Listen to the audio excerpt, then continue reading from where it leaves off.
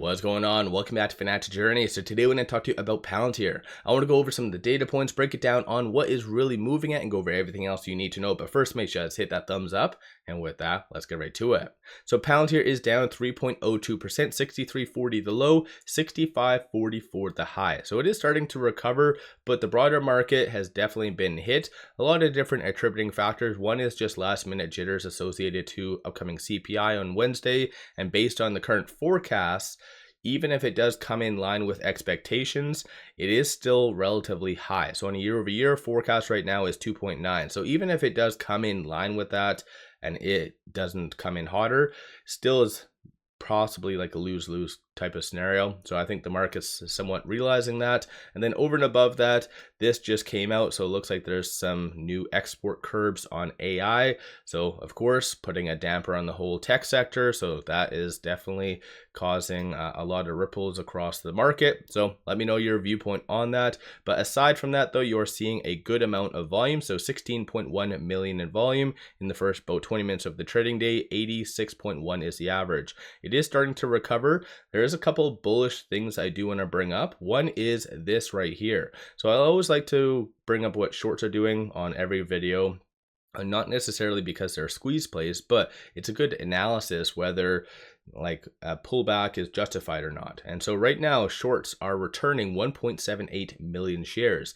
So if you factor that in, it kind of doesn't show that today's pullback was justified. So that's how I interpret all of that. But 4.01% of the free float is being shorted, works out to be 84.02 million shares overall being shorted. Cost to borrow average is 0.53, and then utilization is 4.62. Once again, Palantir is definitely not a squeeze play, just bringing this up for analysis purposes. So this is relatively positive because through here there is a ton of shares available in excess of 10 million right here. So if they really felt that today's pullback was justified, they can easily double down. But aside from that, no recent news, nothing like that. There was a couple of new ratings that did come out. Last one was done 5 days ago, $35 sell, Deutsche, Brad, who has a 68% success rating, and I think that's going to be the case as well for the foreseeable future. It's just Wall Street has a hard time grasping what Palantir truly does do and what that means for the market. And I think in general, you're going to have a lot of these kind of lower ratings up until just Wall Street understands and can see Palantir's true potential, similar to what Daniel Ives is able to do, and Carl as well. So both have a $75 and also $80 price targets on Palantir. So just anticipate a lot of volatility. As a consensus, $46.57 is that price target, and that does represent a 28.66% downside. Aside from all of that fun stuff though, looking at options, 20 million in calls, 12 million in puts. 46% of all the options being done today are optimistic in nature, and it looks as though there is a anticipation for it to recover to roughly around that $70 range. So again, kind of good stuff for that.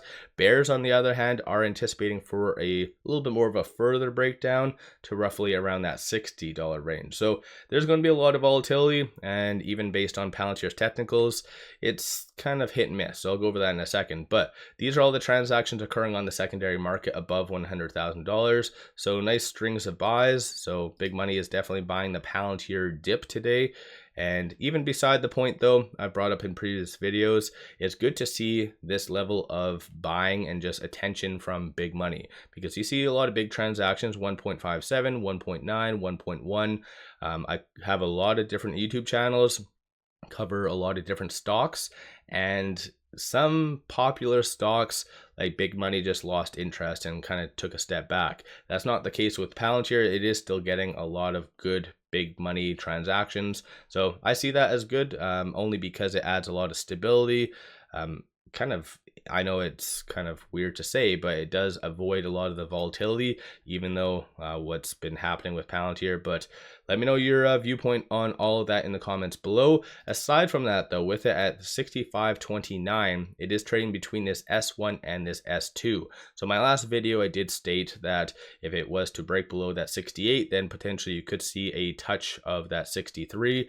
And that's kind of what happened today. So the low did break below that momentarily, bounced off of that. So 63.82 is going to be that strong support that you really want to watch for it to hold in the foreseeable future. 68.27 is going to be the next strong target / resistance. So I think just what's been happening in the broader market, what happened even last week on Friday, was largely unjustified. Some people might not agree with me, but having unemployment better than anticipated and also non-farm payroll, like both of that is good. And so of course that doesn't mean that there would be any rate cuts, and that's what the market was throwing a little bit of a temper tantrum over. So I felt that Friday was unjustified, and possibly a little bit today. I think today is a little bit more severe, but all in all, when it comes down to Palantir, let's go over the technicals and things that you need to know. So as of right now, it did break below the actual super trend, so that does mean it has algorithmic trading really working against it. So Palantir is kind of swimming upstream a little bit, if that's a good analogy, but at the same time it is trading below that 50-day moving average. And in Palantir's case, given the volatility in the past, every time it does break below that 50-day moving average, it does result in a 25% pullback. Of course, that's historical, so potentially what happened in the past might not essentially equate to the future, you know, blah blah blah, that kind of stuff. But I think in general, Palantir's moved, definitely had a very impressive run. So even over the last 1 year, it is still up 292% despite the pullback. So I think in general, there might be a little bit more further consolidation. I myself did recently buy because I see Palantir's future potential. So I'm going to continue to dollar cost average. But coming from a technical standpoint and just given the circumstances that's happening in the market, you could see a little bit more of a pullback, but it's all going to come down onto the data, especially CPI. So if CPI does, for instance, come in a lot better than anticipated, then you could see across the board a next leg up. So let me know your viewpoint on Palantir. Are you buying? Are you selling? Do you feel that there is a pullback? So for instance, the next very strong support, aside from the fib levels I talked on, is roughly this right here, that 100-day moving average. That's sitting at $52.15. So that again could be possibly where it does retrace back to. What is your thoughts on that? Don't forget to hit that thumbs up and subscribe. I always greatly appreciate that. One final thing, pop over to my Patreon. I give buy signals on stocks, options, and crypto. Many of them have been absolute bangers, so pop over there and take a look. But with all that said, appreciate all of you watching.